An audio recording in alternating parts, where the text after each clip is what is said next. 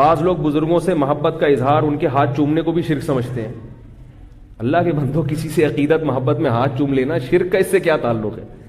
میں مانتا ہوں کہ زیادہ نہیں یہ چوما چاٹی جو اس طرح کی بزرگوں کی ہوتی ہے, اس سے نقصان ہوتا ہے.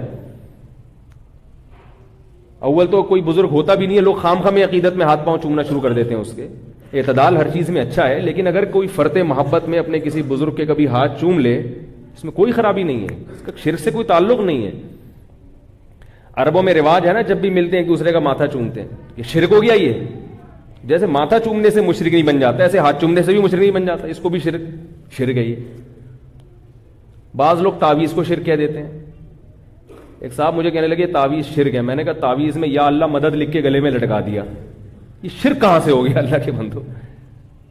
تو کہنے لگے یہ شرک کا ذریعہ ہے. میں نے کہا جس چیز کا ذریعہ ہوتی ہے وہ چیز نہیں ہوتی. حیدرآباد جانے کا ذریعہ سڑک ہے نا, کراچی سے جب حیدرآباد جائیں تو کس ذریعے سے جائیں گے؟ سڑک سے. تو کیا سڑک حیدرآباد ہے؟ تو جب کسی چیز کو شرک کا ذریعہ کہہ دیا تو یہ آپ نے کہہ دیا کہ وہ شرک بہرحال نہیں ہے. ہاں ذریعے پر بات ہو سکتی ہے, ذریعے پر بات ہو سکتی ہے. تبھی میں بھی تعویذ گنڈوں کا قائل نہیں ہوں, جائز سمجھتا ہوں, مگر میں سمجھتا ہوں اس زمانے میں اس سے اجتناب ضروری ہے, کیونکہ لوگوں کے عقائد خراب ہیں.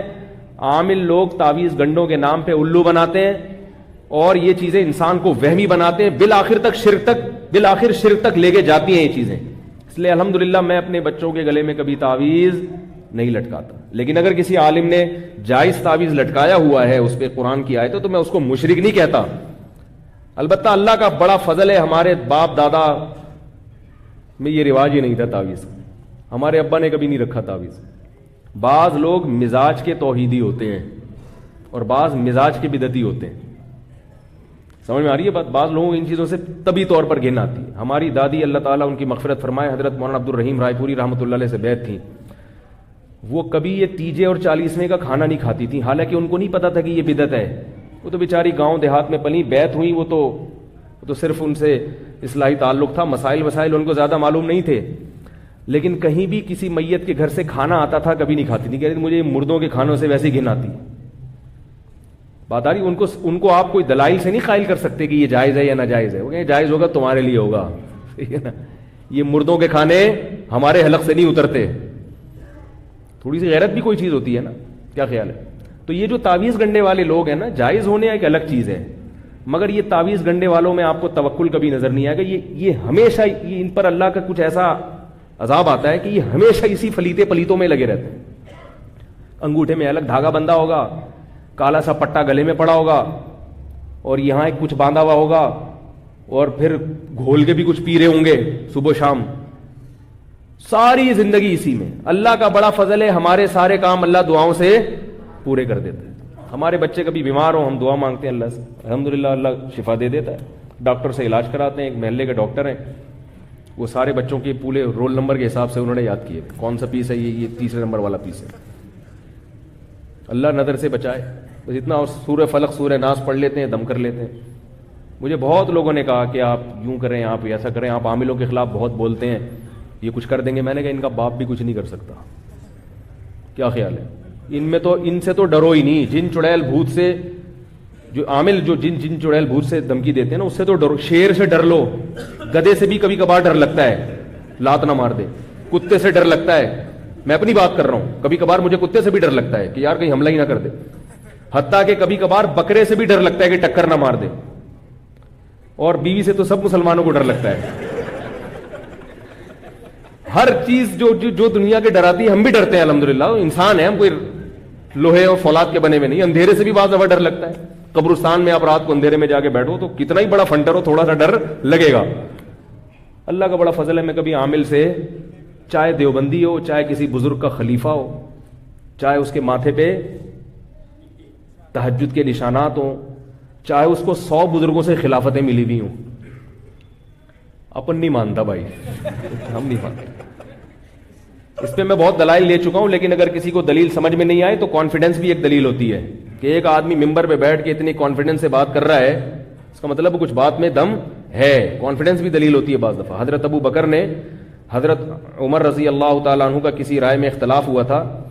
حضرت عمر رضی اللہ تعالیٰ عنہ نے کہا کہ قرآن کو جمع کیا جائے. حضرت ابو بکر نے کہا جو کام نبی نے نہیں کیا میں وہ کیوں کروں, جو کام نبی نے نہیں کیا میں وہ کیوں کروں؟ حضرت عمر نے فرمایا آپ کو کرنا پڑے گا.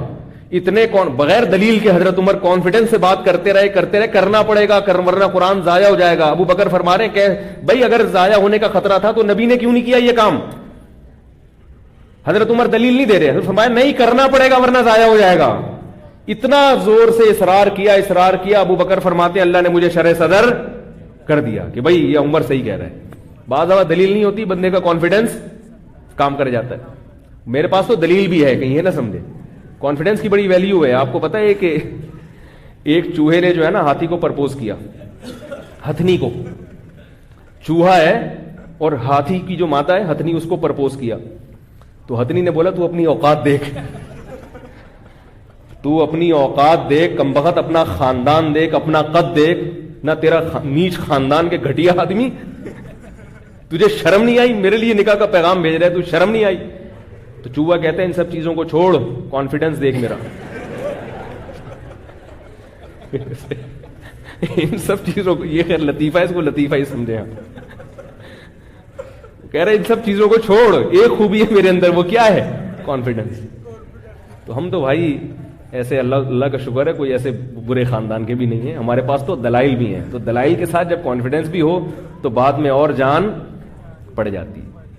تو اس لیے عاملوں سے قطعاً متاثر ہونے کی ضرورت نہیں ہے. اور مجھے یہ نہ بتایا کرے وہ اتنے بڑے بزرگ ہیں ان کے پاس تو حضرت مولانا فلاں دامت برکاتہم جاتے ہیں, مجھے یہ بھی کہتے ہیں حضرت آپ کے استاذ فلاں کے پاس جاتے ہیں. میں نہیں مانتا, میں اپنے استاذوں کو مانتا ہوں مگر وہ جن کے پاس علاج کے لیے جا رہے ہیں خدا کی قسم نہیں مانتا ان کو. اب آپ مجھے اس میں جذباتی سمجھیں یا بیوقوف سمجھیں یا متشدد سمجھیں, جو مرضی سمجھیں, اگر آپ کو عبرت نہیں ہوتی تو جائیں آپ پھر علاج کرائیں. زندگی اگر آپ کی تباہ نہ ہوئی اور تعویذ گنڈوں پلیتوں میں ساری زندگی نہ گزری تو میرا نام بدل دینا آپ. جو ایک دفعہ ان پلیتوں کے پاس چلا گیا نا, روحانی ٹوٹکوں اور فضول لوگوں کے پاس, پوری زندگی کے لیے برباد ہو جاتا ہے. جن چڑیل بھوت کا علاج گھر میں کر لو, آیت الکرسی, سورہ فلق, سورہ ناس پھونک لگا کے, یا کسی مسجد کے امام صاحب کے پاس, بزرگ کے پاس, جو بھی ہیں جو یہ کام کرتے نہیں ہیں ان کے پاس لے جاؤ. بولو حضرت آپ نیک آدمی ہیں, آپ کی پھونک میں اللہ نے دم رکھا ہوگا, تو اس سے پھونک لگوا لو, یہ ٹھیک ہے, اتنا میں مانتا ہوں. سمجھ رہے ہو؟ تو عجیب نظر اتار رہے ہیں, وہ تسبیح کو یوں ٹک ٹک ٹک کر کے نظر اتار رہا ہے. تجھے یہ کیسے پتا چلا کہ اس میں نظر لگی ہے؟ اور ہر ایک پر 99% لوگوں پہ نظر لگ رہی ہے. میں مانتا ہوں کہ نظر لگتی ہے, برحق ہے, مگر اتنی زیادہ لگ رہی ہے کہ 99% لوگ نظر کی وجہ سے کھانس رہے ہیں. بھائی سردیاں ہیں تو کھانسی تو ہوگی نا. ایک خاتون کا لائیں ایک اپنے چھوٹے بچے کو لے کے, یہ بیمار ہے اور یہ ٹھیک نہیں ہو رہا, فلانے پلیتے اور پتہ نہیں کیا, اور مفتی صاحب آپ دم کریں. میں نے کہا دم تو ہم کر دیتے ہیں, وہ تو سنت عمل ہے, لیکن یہ بچہ بیمار کیوں ہے؟ ان سے میں نے پوچھا یہ ماں کی فیڈ پی رہا ہے کہ نہیں پی رہا؟ انہوں نے کہا نہیں, ڈبے پہ چل رہا ہے یہ. میں نے کہا جتنے پلیتے لگا لو یہ بچہ صحت مند نہیں ہو سکتا. اللہ نے ڈبے نہیں پیدا کیے, بچے کے پیدا ہوتے ہی کیا مارکیٹ میں ایک دم ڈبے آ جاتے ہیں؟ بھائی اگر بچے کے لیے ڈبے کا دودھ اچھا ہوتا جو ڈاکٹر لکھ کے دے رہا ہے, تو جیسے ہی بچہ پیدا ہوتا آسمان سے آپ کے گھروں میں 2-3 ڈبے اترتے اللہ کی طرف سے. جیسے ہی بچہ پیدا ہوتا ہے فوراً ماں کی چھاتیوں میں دودھ پیدا ہوتا ہے, اس لیے کہ اللہ جانتا ہے اس کی کیا چیز اس کے لیے کیا ضروری ہے. تو ماں کا دودھ ضروری تھا تو اللہ نے وہ پیدا کر دیا, ڈبہ ضروری نہیں تھا تو اللہ نے نہ ڈبہ پیدا کیا نہ ڈبے کے اندر دودھ پیدا کیا. یہ ڈاکٹروں کی تقریریں ہمارے سامنے, یہ فالتو قسم کی تقریریں. ڈاکٹروں کو میں مانتا ہوں, ہم بھی بیمار ہوتے ہیں ڈاکٹر کے پاس ہی جاتے ہیں, لیکن ایک تو ہر ڈاکٹر کی ہر فیلڈ میں ریسرچ نہیں ہوتی, دوسرا فطرت سے جو ڈاکٹر آپ کو لڑوا رہا ہے نا اس کی بات کبھی نہ مانو. ایک زمانے تھا ڈاکٹروں نے ڈبے کے دودھ کے فضائل پر زمین اور آسمان کے انبار لگا دیے تھے, بعد میں تجربے سے ثابت ہوا کہ غلط ہے یہ. بھائی جو اللہ کی تخلیق ہے اس کا کوئی آلٹرنیٹ نہیں ہو سکتا. جس خدا نے پیدا کیا وہ ماں کی چھاتیوں میں دودھ پیدا کر رہا ہے, آپ کہہ رہے ہو نہیں یہ والا زیادہ اچھا ہے, اس کا مطلب وہ جو آسمان پہ خدا بیٹھا ہوا ہے وہ غلط کر رہا ہے, آپ کو زیادہ پتا ہے. تو مائیں آج کل بچوں کو دودھ نہیں پلاتی, پھر وہ دم درود تعویذ گنڈے اور پتہ نہیں کیا کیا. وہ کہنے لگی بچہ دودھ پیتا ہی نہیں. میں نے کہا اس کا کچھ علاج کراؤ, ڈاکٹر سے جا کے پوچھو کیوں نہیں پی رہا, ماں کا دودھ کیوں نہیں پی رہا. تو ماں کا دودھ کڑوا ہو جاتا ہے بعض دفعہ. جب عورت کا مزاج کڑوا ہو نا اس کی کڑواہٹ دودھ میں بھی آتی ہے, حقیقت ہے یہ. मां के दूध को अल्लाह ने अजीब चीज बनाया है, ऐसा लिंक अल्लाह ने रखा है। देखो बच्चा रोता है, भूख लगती है, तो मां की छातियों में दूध खुद बहुत बढ़ जाता है। बच्चा जितना वजनी होता है ना, जितने पौंड का होगा, उसी हिसाब से मां की छातियों में दूध पैदा होता है। डब्बे को यह पता है कि कितना पैदा होना है, कितना नहीं होना। और बच्चे में जिस विटामिन की कमी होती है, मां के दूध में वो चीज बढ़ जाती है। तो अल्लाह है भाई, अल्लाह पहले, अल्लाह है, बाकी चीजें बाद में।